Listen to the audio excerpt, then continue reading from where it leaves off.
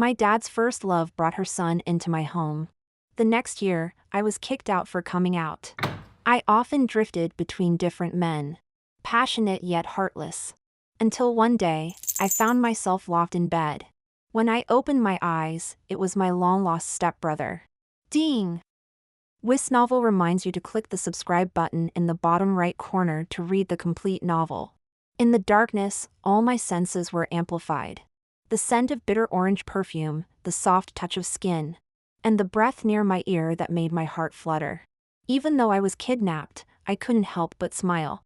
It had been a long time since I enjoyed such excitement. Even though I don't know who you are, I couldn't help but tilt my head up. But I like it. As soon as I finished speaking, the hot breath quickly disappeared. The person was silent for a long time, their hand wandering freely over my body. Casual movements formed orderly strokes. He was writing. Can anyone make you excited? My thoughts froze. That tone, could it be an old acquaintance? I just have too many old acquaintances. Which one are you? There was no response from the other side. With my emotions drained, the excitement I felt earlier vanished completely. I lazily sprawled on the bed and tried to remember the names I had. Before I could finish, someone suddenly slapped my face.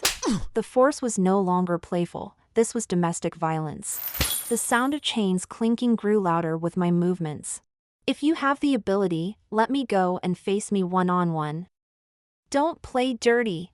The stone thrown out made no splash. He still refused to speak. After a long silence, I heard footsteps. The footsteps were quick and firm, leaving without hesitation. With a heavy slam of the door, the cramped space felt as if all the oxygen had been sucked out, leaving me dizzy. I lay on the bed, looking at the unseen ceiling through the dark eye mask. On the surface, I seemed calm, but my mind was already a chaotic mess. I don't know how long it has been, nor do I know whether it is light or dark outside. A rustling sound came from the door. Soon, the footsteps brought in the aroma of food. I continued trying to communicate with him. Are you here to rob me of money or pleasure? The porcelain clinked twice, and I felt warmth against my lips. He was feeding me with a spoon, forcibly prying my teeth open to get it in my mouth. He acted like a robot, silently repeating this action. My skin on my chest tingled again. Are you full? I nodded. But I need to pee now. Without hesitation, he got up and brought something back from the side. In the next second, he pressed that thing against my waist. The cold sensation made me shiver, and my bladder almost surrendered. It traced around my skin, outlining my shape. It was a male urinal commonly used in hospitals. If it weren't for the fact that my legs still have feeling, I would think you paralyzed me. Choose, wet the bed or this, it's up to you. I chuckled in disbelief. I'm not old enough to be incontinent. I let him unbuckle my belt to help me. Now living under someone else's roof, I couldn't care less about my dignity. He was actually quite considerate, even knowing to get me some paper to wipe after. When he came out of the bathroom, I returned to my carefree demeanor. Hey, when are you planning to let me go? You've got the wrong person if you're here to rob money, but if it's for pleasure, just come at me. As soon as I finished speaking, my face was slapped hard again. I winced at the pain in my mouth. Do you have a habit of being violent? The only response was the sound of footsteps and a loud bang of the door. I looked towards the source of the sound. Biting down on my blood in the room filled with the scent of bitter orange. Having spent too long in the dark, I lost all sense of time. I could only gauge the passing time by the meals he brought me. This was already the fourth meal. It had been 2 days. After finishing this meal, my patience was wearing thin. What exactly do you want? You went through all this trouble to tie me up. It can't just be to serve me with good food and drink, right? He scratched a few times on my chest and asked me, "Need to pee?" I looked at him. Is this never ending? Just say what you want. If it's too much, then just kill me. It would be better than being tied up like a dog. As soon as I finished speaking, someone landed heavily on me.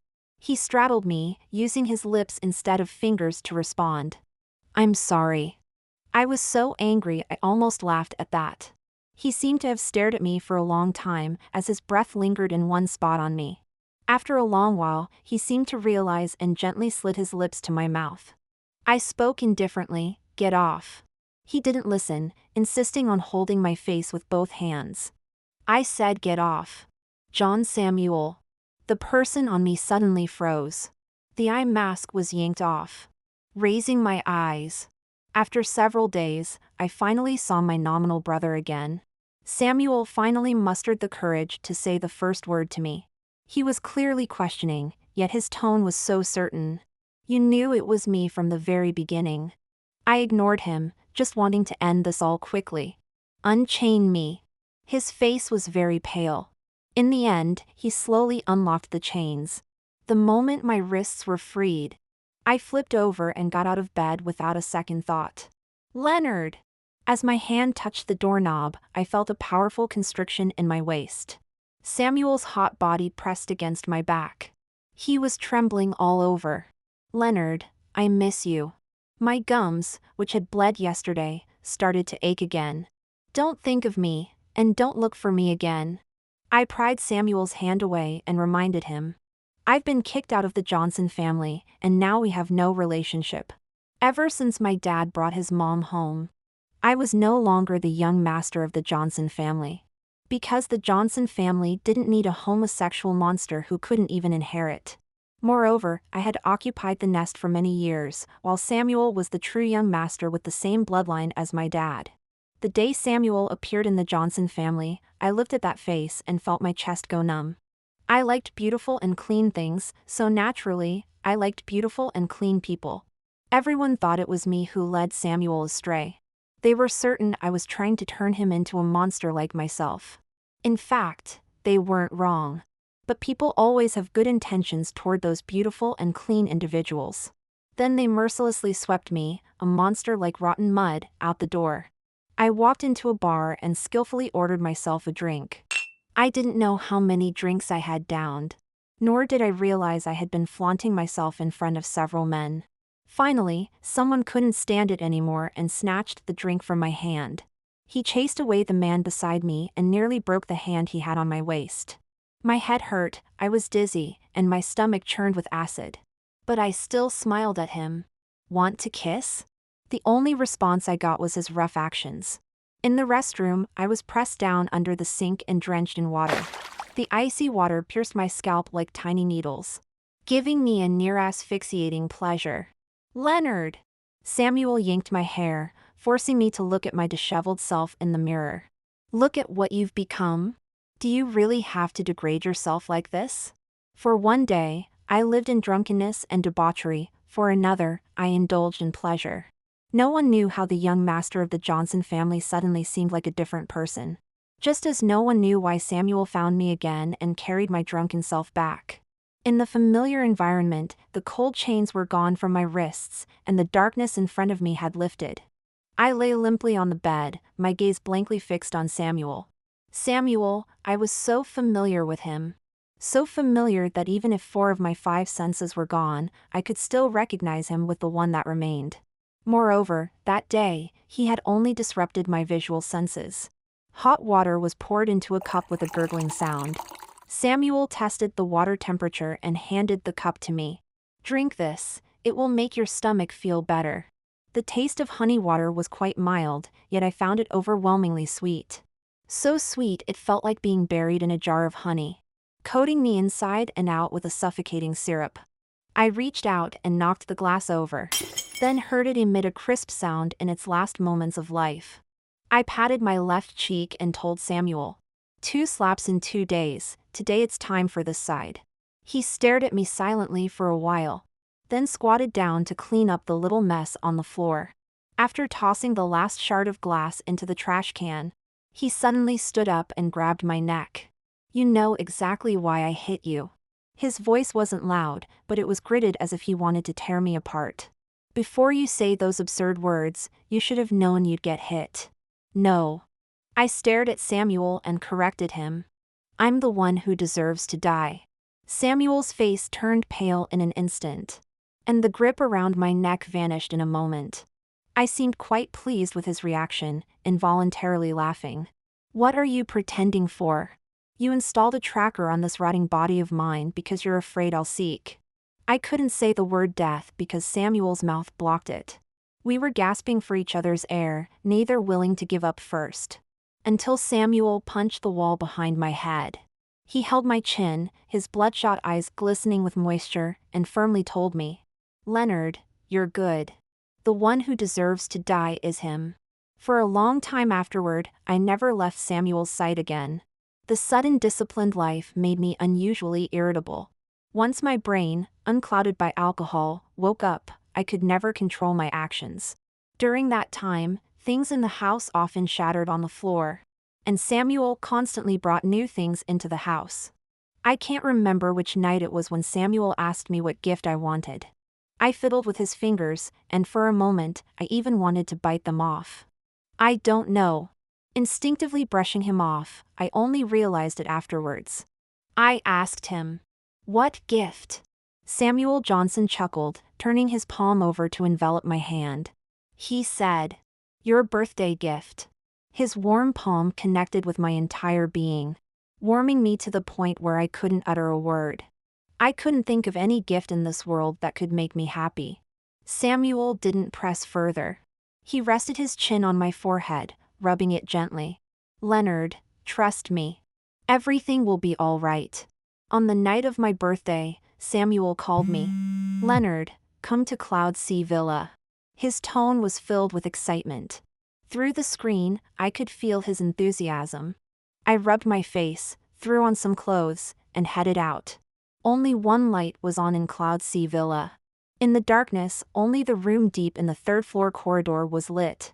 I climbed the stairs in the dark. The vast space was filled with a smell of rust. I opened the door and finally understood the source of the smell.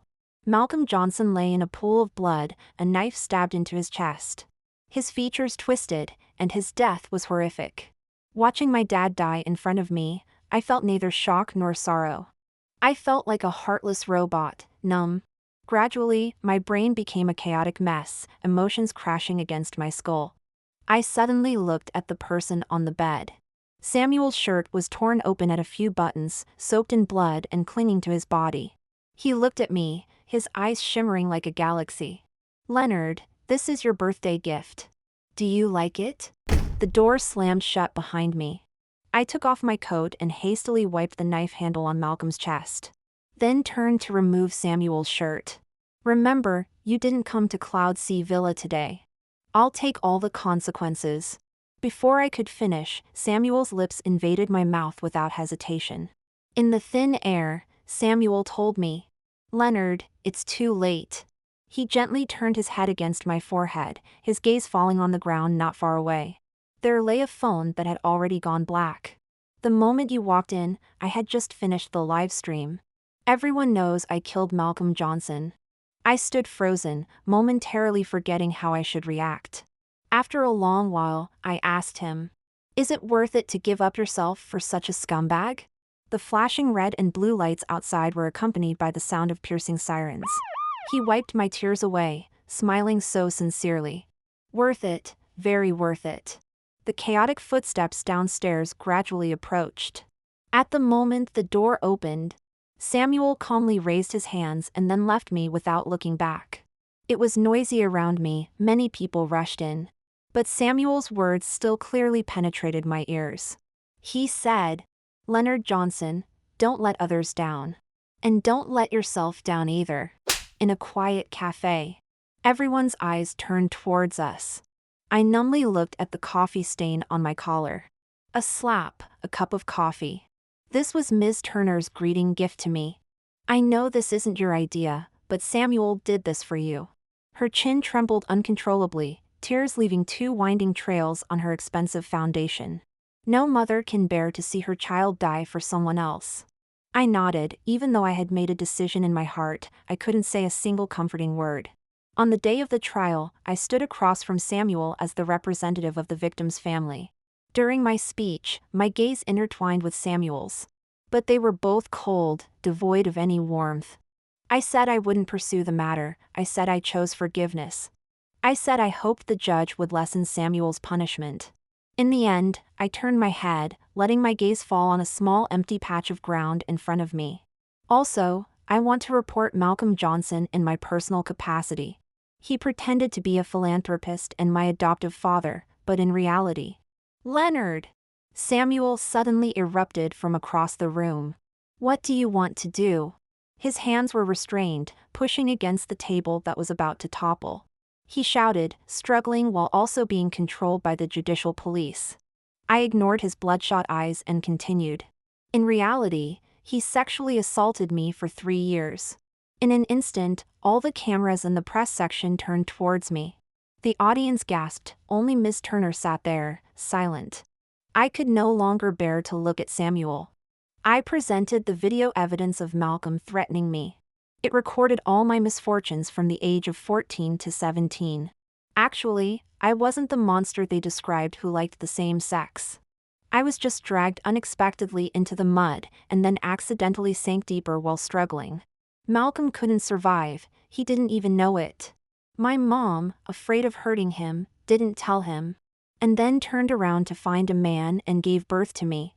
Malcolm didn't love my mom, but my mom loved him dearly. Otherwise, she wouldn't have made such a ridiculous decision on her own. But this kind of absurd decision is not the first time my mom has made it. Because the wedding ring on her hand was exchanged for the kidney source of Malcolm Johnson's mother. And before this, Malcolm had a girlfriend he had been dating for 2 years. That person was Samuel Johnson's mother, Ms. Turner. I am very lucky that I don't look like that biological father I have never even seen. So in the more than 10 years that followed, I never doubted my own birth. Unfortunately, everyone says I look like my mom. As a result, Malcolm exploded with some crude and unspeakable anger at me on the day she died. He said he knew I was the little bastard born from his whore of a mother and someone else. Because he knew from the start that he couldn't have children. Because all his illnesses were caused by his own actions. Malcolm grabbed my neck, his eyes bulging, looking like a madman who had lost all reason. My life was ruined by your mother. Too bad she ran away.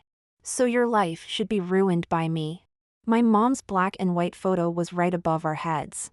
Some kind of drug was coursing through my bloodstream, and my limbs were stiff and unable to move. I could only watch as the lens in Malcolm's hand roamed over me at will. I thought he might have been driven crazy by my mom long ago. The year Samuel Johnson was brought into the Johnson family, I was 17. 19-year-old Samuel was very bold, flashing his 2 rows of teeth and asking me to call him brother. But I only dared to take a distant glance before turning around and locking myself in my room. The heavy door isolated my inferiority. But it also brought me even more serious disasters. Malcolm pinned me in front of the mirror, his nails digging into the flesh of my waist. Are you showing him your face, or are you showing me your face? Huh? I clung to the cold mirror, rubbing my dry face, straining to look up. I couldn't understand how such a thin lens could hold so many years of my inadequacies. Will you treat him like this too? As expected, no one responded to me. I still refused to give up and continued to add. But I've called you Dad for over a decade. A mocking voice came from behind. Saying that is just self-humiliation. So I stopped talking. There was nothing more to say. In this matter, who should I hate? Should I hate my mom or Malcolm? Or should I hate myself even more? Hate my own cowardice, hate my own despair. Hate myself for thinking that if I acted numb, I could really achieve inner peace. I have thought about ending my life. But every time, it was only when I was on the brink that I felt unwilling. It's not me who should be damned, it's Malcolm. In the past, Samuel was really annoying. For several consecutive days, he seemed to have his eyes glued to me. Leonard, do you want to go out for a walk with me? Leonard, brother wants to sit down and chat with you. Leonard, are you feeling unwell? Leonard. I kept walking, speaking bluntly and cruelly. I don't like you, I don't want any form of contact with you. And I don't think of you as my brother. I thought I had made it clear enough. Samuel blocked my way. Sometimes pretending to be foolish is actually a smart choice. I looked up and coldly stared back. I have no voice in this family, so you don't need to try to please me. He tilted his head and then smiled dismissively. I just wanted to verify if you really don't like to smile. I was taken aback and left with a sick before turning to leave. Samuel stifled a laugh and called after me. Actually, just a minute ago, I thought you were a little mute. With such a nice voice, why don't you just call me brother? I slammed the door shut. In my heart, I silently labeled 19-year-old Samuel with a second tag. Thick-skinned. I didn't expect Malcolm to suddenly end his business trip and come home. In the living room, the glass cup in my hand spilled out, instantly dirtying the clean table. Behind me, Samuel happily walked down the stairs. He seemed to be greeting Malcolm. But my ears were buzzing, and I couldn't hear anything clearly. Malcolm glanced at me expressionlessly, a fleeting smirk on his lips. Without warning, his voice broke through the world wrapped in buzzing sounds. Come to the study later, Dad has something to discuss with you. Those who had already anticipated what was about to happen began to panic. I grabbed Samuel, who was passing by me. Lowering my head, I swallowed a mouthful of sour saliva. Didn't you say you wanted to have a good chat with me? As expected, silence fell from above. In the second before I resigned myself, Samuel spoke nonchalantly. Do you have time now? I looked up. A clear bitter orange scent filled my nostrils. At the moment the door closed, Samuel suddenly smiled. I looked at him in confusion. What are you laughing at? He stretched out his hand, rolled up his sleeve, and a red mark was clearly printed on his fair skin. I'm laughing at how weak you look, but I didn't expect you to have such strength. I awkwardly shifted my gaze away. Thank you for earlier. Samuel Johnson leaned in with a cheeky grin. Shouldn't it be I'm sorry? I met his gaze firmly. You know what I'm talking about. Samuel shrugged and casually flopped onto my bed. You hate me, are indifferent to my mom, and then you're scared of your dad? He propped his head on his hand, smiling at me. You're quite interesting. I stood rooted to the spot. I neither admitted nor denied it. Samuel stared at me for a long moment, his smile fading. I'm not someone who likes to hold grudges. Since we're all living under the same roof now, it's better to clear up unnecessary misunderstandings. I don't know how Malcolm Johnson talked to you about this. But from my perspective, if your mom hadn't interfered back then, my mom wouldn't have been abandoned while pregnant. I wouldn't have been born without a dad. And I wouldn't be standing in front of you as your stepbrother now. So I don't feel like I owe you anything. As he finished speaking, my thoughts froze for a moment. Then, they gradually unraveled, climbing up like vines. I corrected him, what you just said was wrong. He looked puzzled. What? I shook my head. I don't hate you. As soon as the words left my mouth, our gazes gently met. Samuel wasn't someone who liked to dig deep into things. Why don't I hate him? Why am I indifferent? And why would I be scared? Those questions, which puzzled him about me, he just brushed aside with a smile. But some things don't cease to exist just because no one asks. In that year, my relationship with Samuel remained lukewarm. He often greeted me with a smile, while I responded with a cold face. Samuel seemed to have a short memory. He could forget my harshness and the time it took to look down and then back up. It was annoying, yet not entirely unpleasant. So soon, I began to regret not being too averse to him. Because I wasn't too averse, he kept trying to get closer to me in various ways. And the result of indulging his proximity was, I saw Samuel under the bed from Malcolm's bed. My mind went blank in that moment. And my hand uncontrollably grabbed a pillow and threw it at the full-length mirror. The mirror shattered, and those astonished eyes fell too. I lay on the bed, feeling the pain behind me. This time, I didn't seem to mind as much. Because the thing I feared the most had finally come. Because I no longer had to be anxious about a truth that hadn't been revealed yet. Suffering the punishment was far more terrifying than waiting for it. The cycle was too long enough that I couldn't control its wild growth. Behind me, there was a rustling sound of clothes being put on. Then the sound of metal clinking, and finally, a soft click of the door closing. In the quiet space, the faint scent of bitter orange grew stronger. We both knew of each other's presence, but neither of us dared to speak first. The hands on the wall clock silently passed the 0 point. My arms hung weakly over the edge of the bed, tapping the bedboard. After a moment of silence, a hand reached out from under the bed. Samuel leaned against the wall, silently staring at me.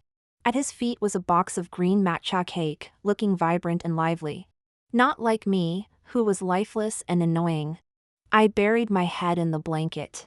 I closed my eyes, waiting for Samuel's judgment and scolding.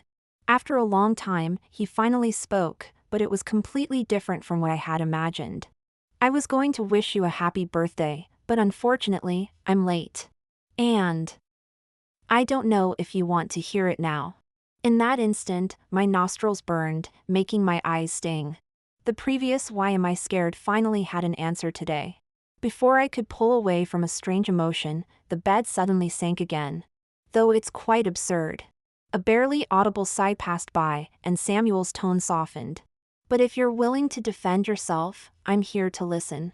Of course, if you don't want to defend yourself, that's fine too. I'll just pretend I'm deaf and blind. I'll treat you the same way I always have. If there's a day you want to talk, I'll be all ears. Do you agree? Oxygen filtered through the thick blanket, gradually decreasing. But a certain unpleasant smell in the air grew stronger. I buried myself further down, not saying another word. After that day, my relationship with Samuel eased a lot. Because we were guarding the same unspeakable secret, we developed an unspoken understanding. Sometimes, just a glance or a gesture was enough for us to receive the message the other wanted to convey. With Samuel in the middle, I found myself less constrained by Malcolm's presence. Later, under certain circumstances, I revealed all my secrets. After listening, Samuel didn't speak for a long time. Actually, before deciding to tell him, I had already thought about what he would say. He would probably say, "Why didn't you call the police? Couldn't you fight back? It's all your fault for being too weak." And so on. In fact, he had calmed down for a long time, but the words he spoke still trembled slightly.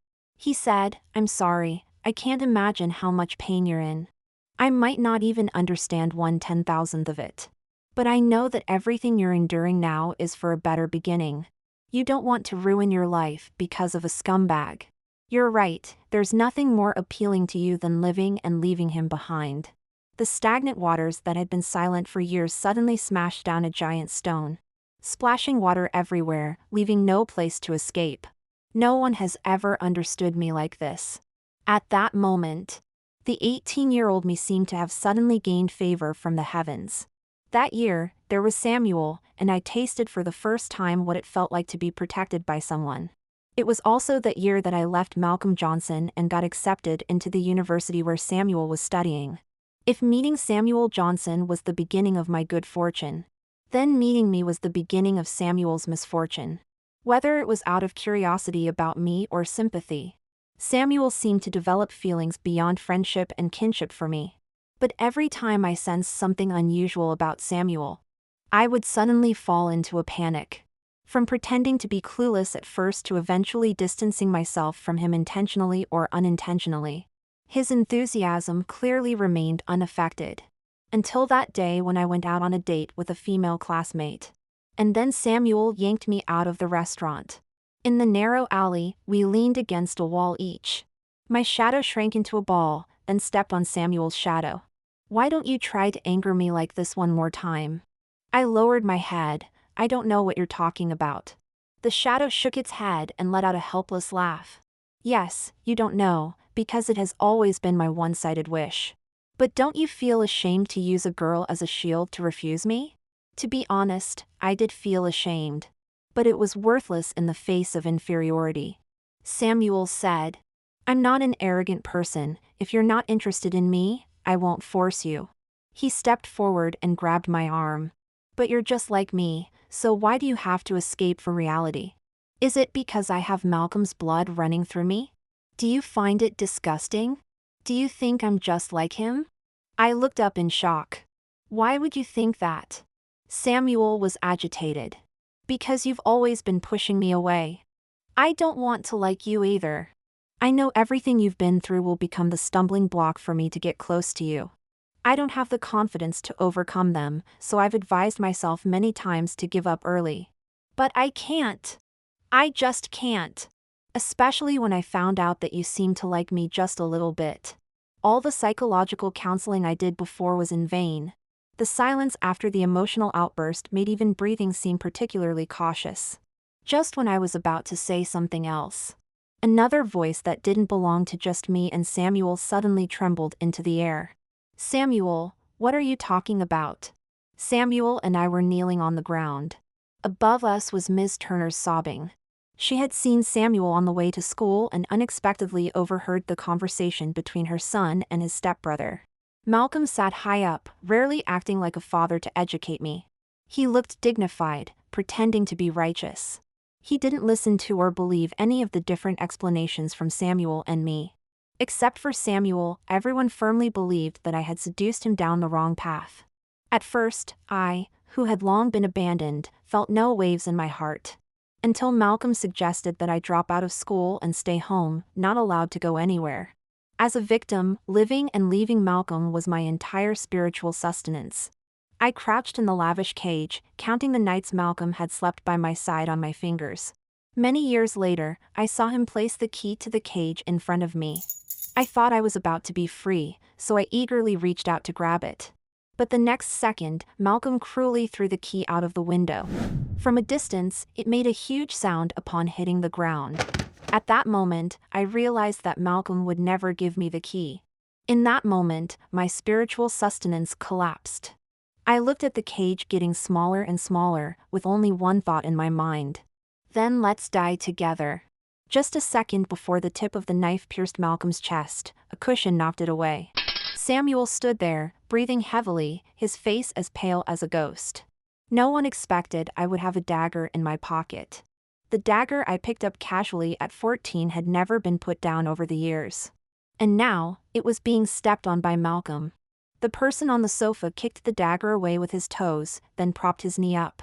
You can seduce your brother right under my nose, that shows you have some skill. He looked at me with a smile, his tone calm yet piercing. But a person should know their own worth. Even if a rat in the gutter flips over a manhole cover, it still can't see the light. Some things, once they're dirty, are dirty. If they can't be cleaned, then don't. As Malcolm let out a muffled sound, another cushion flew past my eyes. Following closely was an enraged Samuel. Are you still human? In almost an instant, Ms. Turner joined this battle. I silently watched the chaotic scene before me. Leonard Johnson's words from earlier were still ringing in my head. Insecurity had always been there, but it was becoming harder to hide. I had fallen madly in love with this man who felt like a savior in my heart. But a person who has lost all hope fears falling in love the most, not daring to possess yet unwilling to give up. Dependency and coexistence, this was a deadlock. And I, who was stained with filth, wasn't even worthy of making a move. In the midst of the wreckage, Leonard was slurring his words, telling me to get lost. He called me a shameless seductress. He said the Johnson family didn't need someone like me, an ungrateful wolf in sheep's clothing. The turn of events was quite unexpected. Having decided to burn my boats, I found myself holding the key to the cage. It seemed a voice was whispering in my ear. Look, you should have gone all in with him long ago. Yes, I should have killed him.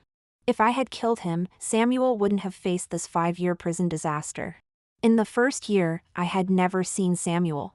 Every visitation day, I stood alone outside the high walls, waiting anxiously.